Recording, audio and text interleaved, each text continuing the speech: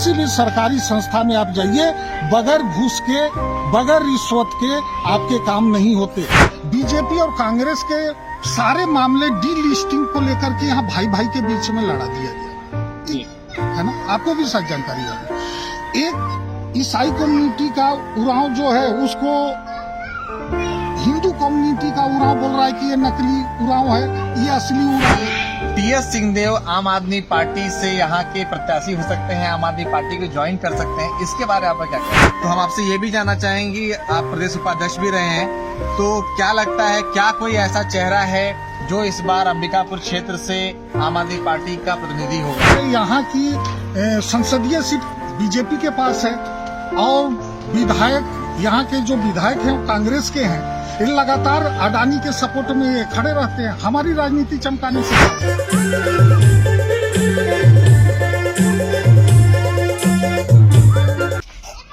नमस्कार, मैं राहुल शुक्ला, IRN 24 की इस विशेष कार्यक्रम हमर नेता के चौथे एपिसोड में आपका स्वागत करता हूं।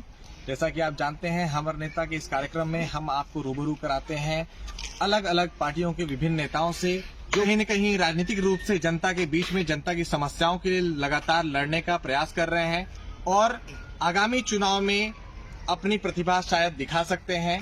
ऐसे लोगों से हम आपको रूबरू कराते हैं। आज हमारे बीच में आम आदमी पार्टी के प्रदेश उपाध्यक्ष हैं, हम उनसे जानेंगे, उनसे बात करेंगे कि आम आदमी पार्टी छत्तीसगढ़ में किस सपने के साथ कदम रख रही है। आपका बहुत बहुत स्वागत है हमारे इस खास कार्यक्रम हमर नेता में। सबसे पहले आपका परिचय जानना चाहेंगे। जी, मेरा नाम मनोज दुबे है और मैं आपके सारे व्यूअर्स को नमस्ते बोलूंगा। आपने उपाध्यक्ष का पद बोला, चूंकि अभी आम आदमी पार्टी की प्रदेश की पूरी इकाई भंग है। आने वाले अगले महीने के 15 तारीख तक एक नई कमेटी का गठन की जाएगी, जैसा प्रदेश पूरा सेंट्रल नेतृत्व का दिशा निर्देश है। जी, तो इसको लेकर के पूरी कमेटी बननी है और आगे काम होंगे। जैसा कि अभी वर्तमान में कांग्रेस की सरकार है और उसके पहले 15 साल भाजपा की सरकार थी, तो आपको क्या लगता है कितना मुश्किल होने वाला है आप लोगों के लिए चुनाव? क्योंकि अभी जैसा ये सूचना है कि पूरे 90 सीटों पर आम आदमी पार्टी लड़ने वाली है। शुक्ला जी, आपको जानकारी बता दूं कि 2018 में भी आम आदमी पार्टी ने पूरे 90 सीट में से 85 सीटों पे दमदारी से हमने चुनाव लड़ा था, जिसमें आपको शायद जानकारी होगी कि 2017 में अरविंद जी रायपुर में एक सभा हुई थी 11 मार्च को जी। उसमें अरविंद जी का कहना था कि चूंकि इस बार पार्टी नहीं, आपको चुनाव लड़ना है, तो उस लिहाज से भी यहाँ पे जितने भी हमारे पहले प्रत्याशी उतरे पूरी दमदारी से अपनी उपस्थिति 85 सीटों पे दर्ज कराई थी। इस बार तो पार्टी ने स्पष्ट किया है कि हम चुनाव लड़ेंगे, यानी पार्टी चुनाव लड़ रही है और पूरी सीटों पे दमदारी से चुनाव हम लड़ेंगे।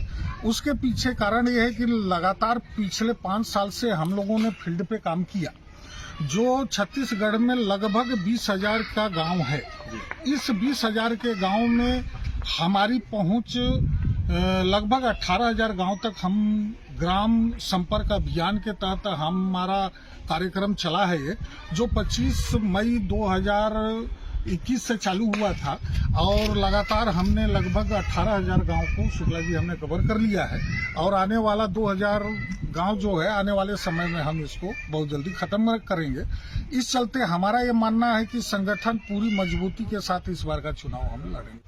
जैसा कि आप आंकड़ों की बात कर रहे हैं, 20,000 गाँव की बात कर रहे हैं, जनसंपर्क अभियान की बात कर रहे हैं, तो क्या लगता है कि गाँवों में कैसी हवा है आम आदमी पार्टी की? जी, आम आदमी पार्टी की परिवर्तन को लेकर के कुछ विशेष आंकड़े मैं आपको देना चाहूंगा।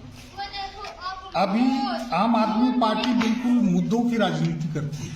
कभी भी हम धर्म, संप्रदाय, जात या वर्ग का कभी राजनीति आम आदमी पार्टी की न फितरत रही है न विरासत रही। आप देखेंगे कि अभी हमारे जितने भी कार्यकर्ता गांव-गांव में गए, वहां पे मुद्दों की राजनीति रही। मुद्दों की राजनीति का मतलब ये है, मैं छोटा सा एक आंकड़ा आपको बताना चाह रहा हूँ। छत्तीसगढ़ सरकार ने गोबर खरीदी एक ड्रीम प्रोजेक्ट के रूप में लॉन्च की जी। उसमें छत्तीसगढ़ सरकार का सरकारी आंकड़ा है कि हमने 88 करोड़ रुपए खर्च करके 44 लाख क्विंटल गोबर की हमने खरीदी की। अगर आप भौतिक सत्यापन इसका अगर करते हैं तो आपको तमाम गोबर के पहाड़ दिखने चाहिए थे। जो आज छत्तीसगढ़ में आप गोबर का पहाड़ खुद खोज लीजिए, अगर कहीं है तो सरकार बताए या लोग बताएं कि हमने जो गोबर खरीदा इतने पैसे। तो इस टाइप की बंदर बांट आपको थोड़ा सा और पीछे लेकर के जाना चाहूंगा मैं। पूर्ववर्ती जो छत्तीसगढ़ की पूर्ववर्ती सरकार थी, वो उनका एक नारा था, इसी गोबर खरीदी अभियान जैसे इनका ड्रीम प्रोजेक्ट था, नरवा गुरुआ घुरुआ बाड़ी, उसी टाइप का रतन जोत की अब बाड़ी से नहीं, खाड़ी से नहीं, अब बाड़ी से तेल मिलेगा। रतन जोत पौधे के नाम पर पूर्ववर्ती सरकार ने जबरदस्त भ्रष्टाचार किया पूरे प्रदेश में। आज रतन जोत के एक भी पौधे अगर आप कहीं भी खोज लीजिए, एक भी रतन जोत, तो ये सारी जो इस स्कीमें गवर्नमेंट लॉन्च करती है, ये सरकारें लॉन्च करती है, ये सारे के सारे भ्रष्टाचार के हिस्से चढ़ जाते हैं। अब रह गई सवाल दूसरा, एक आंकड़ा आपको देता हूं। छत्तीसगढ़ पावर हब बोला जाता है जी, ठीक।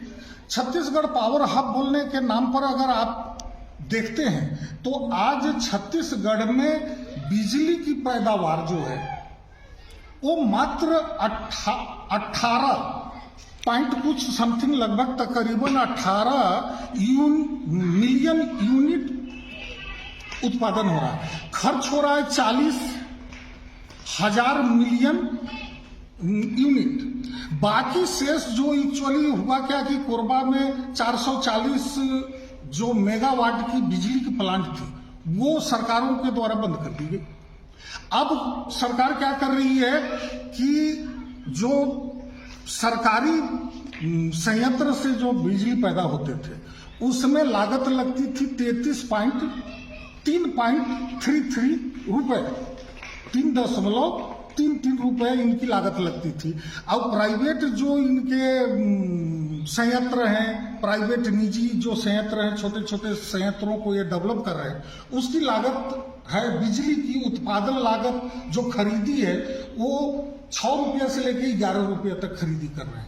तो ऑलरेडी बिजली महंगी, क्या कहते हैं आपका स्वास्थ्य महंगा। इनके बीजेपी हुआ या कांग्रेस हो, बड़े बड़े नेता भाषण देते हैं कि हम समाज के अंतिम छोर व्यक्ति तक हम जाना चाहते हैं, हमारे सरकार की योजना अंतिम व्यक्ति तक पहुंचे। आप सरगुजा के किसी क्षेत्र में, बस्तर के किसी क्षेत्र में आप दौरा कर लीजिए, आपको दिखाई देगा कि वहां भी आज मरीज जो है खाट पे ढो करके ला करके हॉस्पिटल में लाया जाता है, पहुंचने के रास्ते नहीं। ये तमाम चीजें हैं जिस मुद्दे की बात हम लोगों तक लेके जा रहे हैं। जहां तक बात रही भ्रष्टाचार की, तो हम अगर देखें तो भारत में आज भ्रष्टाचार शिष्टाचार बन चुका है जी। और जिन मुद्दों की आप बात कर रहे हैं, कहीं न कहीं गोबर की, तो सरकार कह रहा है कि हम गोबर खाद बेच रहे हैं। पर एक और मुद्दे पे आपसे बात करना चाहूंगा, वो है बेरोजगारी जी। आज बेरोजगारी के आंकड़े कुछ और बोलते हैं और बेरोजगार हमारे भाई बहन कुछ और बोलते हैं। छत्तीसगढ़ में बेरोजगारी चरम पर है, पर आंकड़े बताते हैं कि सिर्फ 3%, 1% बेरोजगारी। इस पे आप क्या कहें? देखिए, एक्चुअली क्या है कि सरकार अधिकतर छत्तीसगढ़ लगभग 22 साल का हो गया।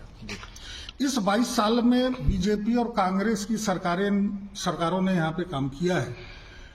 मैं हर बात को तो हाँ कुछ आंकड़े में दूंगा और कुछ सरकार के द्वारा अच्छी भी काम की गई है। जैसे एक किसान का मुद्दा अगर हम लेते हैं तो शुगर मिल स्थापित की गई सरगुजा के केरता जेल में।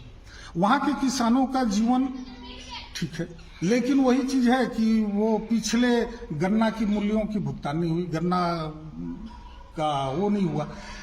कांग्रेस की सरकार ने एक घोषणा पत्र जो 36 जन घोषणा पत्र जो जारी की थी, उसमें एक पॉइंट ये भी था कि जितने भी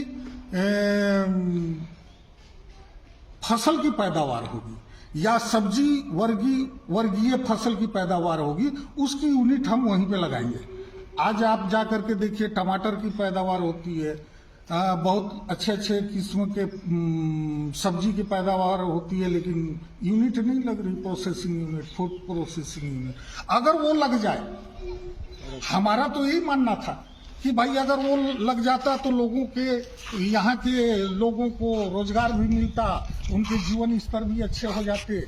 और आ गई सरकारी नौकरी या व्यवसाय की बात, तो सरगुजा क्षेत्र में सबसे ज्यादा प्रोडक्शन कोयले का और भी बहुत सारे एनिमल, वो क्या कहते हैं आपके, खनिज का होता है। बॉक्साइट भी यहीं पाई जाती है।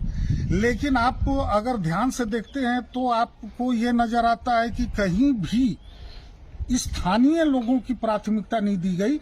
अभी एक बहुत महत्वपूर्ण घटना की ओर आकर्षित करना चाहूंगा। एक हसदेव का मामला आया जी। आपको अगर जानकारी होगी तो ये होगी जानकारी की, लेमरू प्रोजेक्ट पहले 1995 वर्ग हेक्टेयर किलोमीटर में फैला हुआ था, जो पूर्ववर्ती सरकार और अभी वर्तमान की सरकार ने उसको ला करके 552 वर्ग हेक्टेयर किलोमीटर पे निर्धारित कर दिया। और उस लेमरू प्रोजेक्ट को स्थानांतरित कहीं और कर रहे हैं, चूंकि इसलिए कि वो लेमरू प्रोजेक्ट के अंदर जो है अडानी का कोल माइन से परसा। तो ये सारी सरकारें कहीं न कहीं विरोध करते हैं कि हम जो है कोनी या पैसे के गोद में बैठना या सरकार को किसी उद्योगपति के गोद में बैठने वाली बातें हैं। मंच पे चढ़ के ये कहेंगे कि भाई इन्हीं के बड़े बड़े नेता बोलते रहे, अडानी अंबानी का विरोध करते रहे हैं, और उसी की गोद में यहाँ की स्टेट गवर्नमेंट बैठती है। आम आदमी पार्टी लगातार बार बार हर जगह पर हसदेव का मुद्दा उठाती रह रही है, तो क्या हम ये माने कि आम आदमी पार्टी हसदेव के मुद्दे से अपनी राजनीति चमकाना चाह रही है?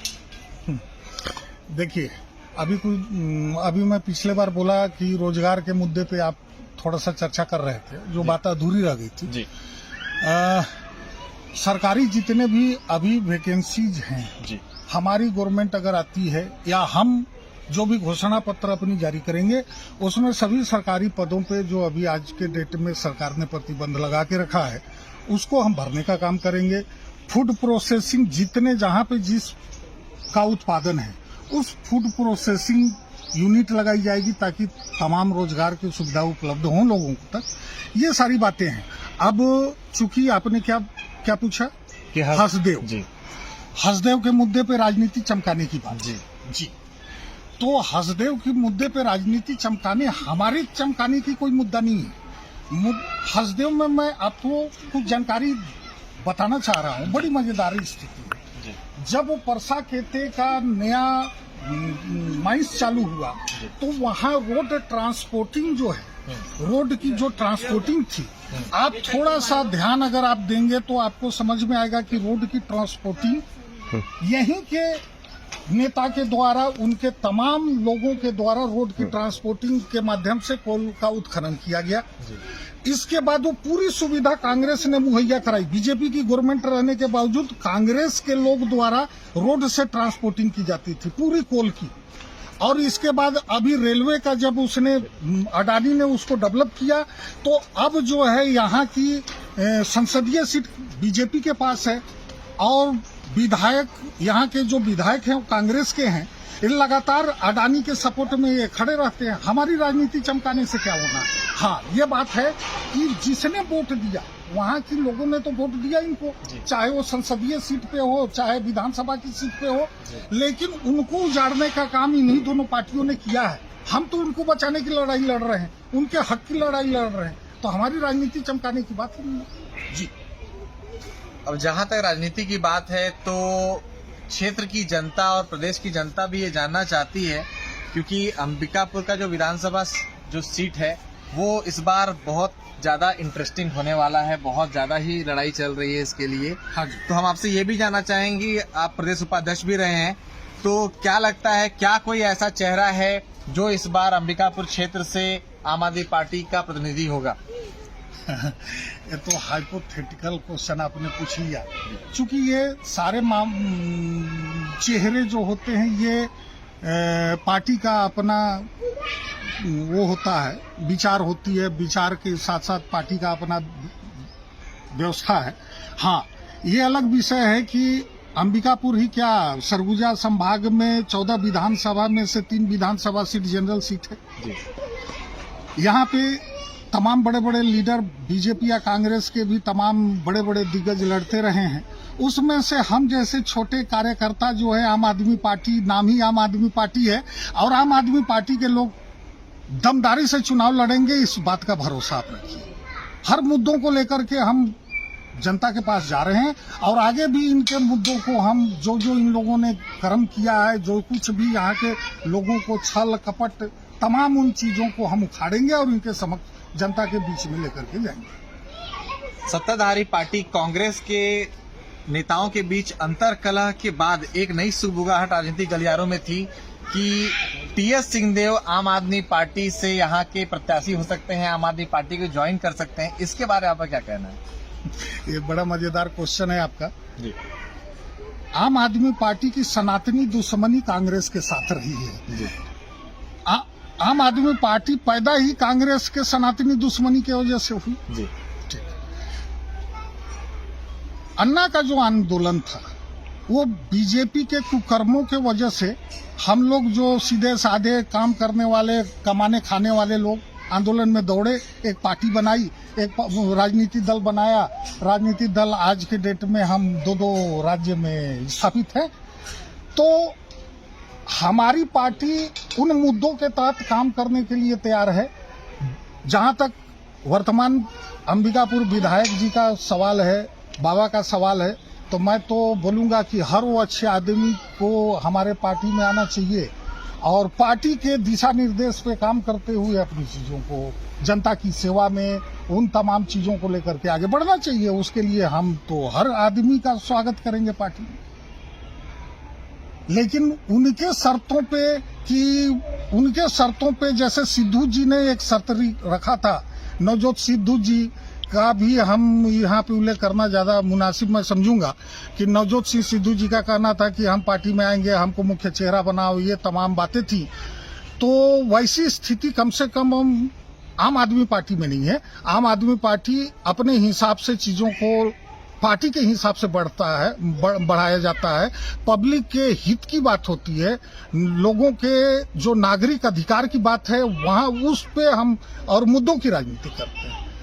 अभी आपको एक अच्छी जानकारी देता हूं, बीजेपी और कांग्रेस के सारे मामले डी लिस्टिंग को लेकर के यहाँ भाई भाई के बीच में लड़ा दिया गया, है ना? आपको भी शायद जानकारी होगी। एक ईसाई कम्युनिटी का उरांव जो है, उसको हिंदू कम्युनिटी का उरांव बोल रहा है कि ये नकली उरांव है, ये असली उरांव है। तो ये धर्म, जाति पे आधारित, वर्ग के पर आधारित राजनीति आम आदमी पार्टी नहीं करती है। हाँ, इनके लड़ाने का नतीजा ये हुआ कि आज जो सांस्कृतिक कार्यक्रम सरगुजा के जो कॉलेज ग्राउंड में होने थे, जो एक गिनीज बुक वर्ल्ड में रिकॉर्ड में शायद मेरे जानकारी में आया कि नाम एंट्री कराना था इनको उस सांस्कृतिक कार्यक्रम के दौरान, लेकिन इनके विवाद के वजह से नकली उरांव, असली उरांव, हिंदू उरांव, ईसाई उरांव के चक्कर में उलझा करके इतने बड़ी अपॉर्चुनिटी की उन लोगों ने खो दिया। जी, तो ये बीजेपी और कांग्रेस की राजनीति, इनको मुबारक। लेकिन मैं आपके माध्यम से सारे प्रदेश के जनताओं से यही अपील करूंगा कि आम आदमी पार्टी मुद्दों की राजनीति करती है। हम पब्लिक के जन सरोकार के मुद्दे उठाते हैं, उनके सारे चीजों से हमारे संबंध होते हैं, उनके जीवन यापन, उनकी शिक्षा, स्वास्थ्य, सड़क, शिक्षा से संबंधित हम मुद्दों को लेकर चलते हैं। बाकी आपको तय करना है कि आपको कैसी व्यवस्था चाहिए, इसलिए कि आपके वोट देने के बावजूद आज तक व्यवस्था नहीं बदली। किसी भी सरकारी संस्था में आप जाइए, बगैर घूस के, बगैर रिश्वत के आपके काम नहीं होते। सरगुजा के बहुत ऐसे गांव हैं जहां पहुंच विहीन है, वहां के लोग भी वोट करते होंगे, लेकिन लोगों ने आज तक उसी समुदाय के लोग प्रतिनिधित्व करते हैं, लेकिन उनको पहुंचने का वहां तक सड़क नहीं है, बिजली नहीं है, पानी नहीं है। कोई बीमार पड़ जाए तो खाट के माध्यम से उनको हॉस्पिटल तक लाया जाता है। ये व्यवस्था आज भी सरगुजा में, छत्तीसगढ़ में, बस्तर में बहुत सारे ऐसे गांव हैं जो पहुंच विहीन है, बिजली विहीन है। तो बाकी तय जनता को करना है, जनता जनार्दन।